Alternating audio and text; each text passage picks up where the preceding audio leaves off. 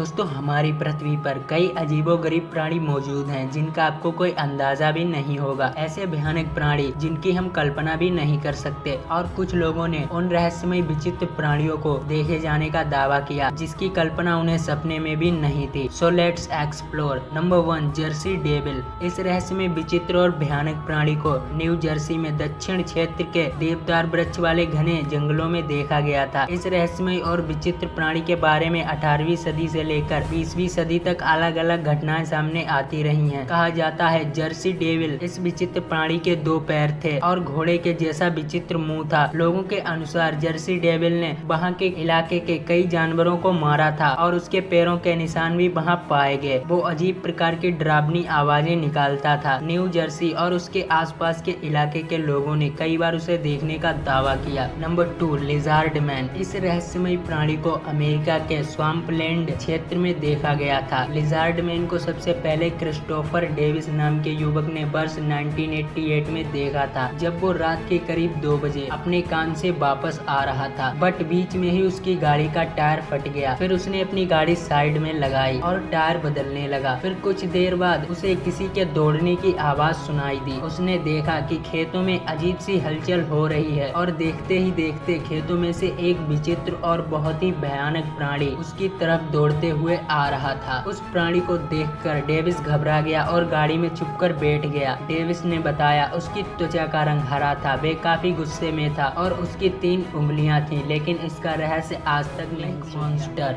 इस रहस्यमय भयानक प्राणी का आकार लगभग इंसान जैसा ही था, मगर कुछ बातों में थोड़ा अलग था। उसके कुछ शरीर का भाग भेड़ बकरी की तरह था। उसका शरीर बालों से ढका हुआ था। अरब देशों में इस प्राणी को लेकर कई कथाएं प्रचलित हैं। ये अपने शिकार को गाते हुए या अलग आवाज निकालकर आकर्षित करता था, मतलब हिप्नोसिस का उपयोग करता था, फिर उन्हें मार देता था।